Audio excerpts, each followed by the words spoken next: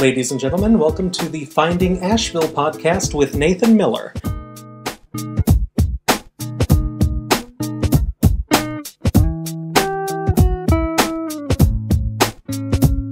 Do you think about the creative process at all? Like, I think I've read previous interviews where you talk about how you like to come up with creative solutions to problems. Do you think about ways to get into that creative process? Do you worry about not being creative anymore in the way that you approach problems? I don't worry about not being creative. Is there anything that motivates you to be creative? Failure. Yeah. Yeah. Yeah. And I tell people this all the time, but if you're really, really, really good at something, but you've never made a mistake, I don't think you're any good.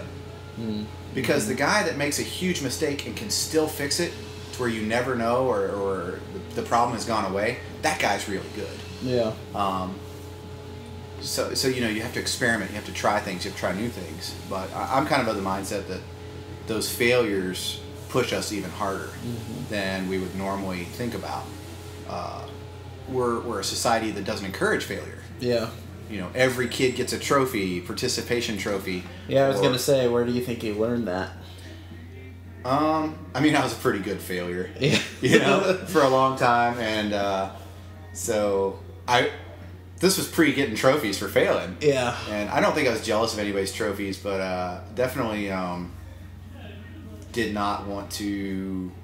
I saw older versions of people like me, partying and working in restaurants or slinging pizza or whatever. And they were kind of like depressing. Yeah. You know, like they had achieved very little, but were complacent with it, which is totally awesome. Anybody who's happy with their existence is cool. Yeah. But a lot of times they weren't, but they didn't know how to get out of it. And they had failed, but never pushed hard again. And for me, you know, like I'll spend 3 or 4 days in the shop making something and throw it in the garbage because it's not good enough or it's not going to work the way I thought. You know, I don't stick with the failure. I say, okay, let's keep doing. Let's try again.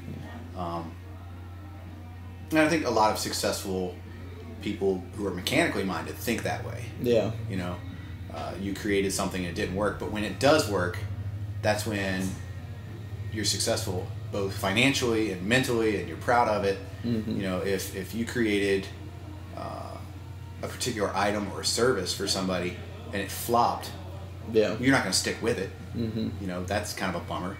So why do we do that in our social life or in our work life? And some people are content with that, and sometimes I'm jealous of that too. Yeah. Well, yeah.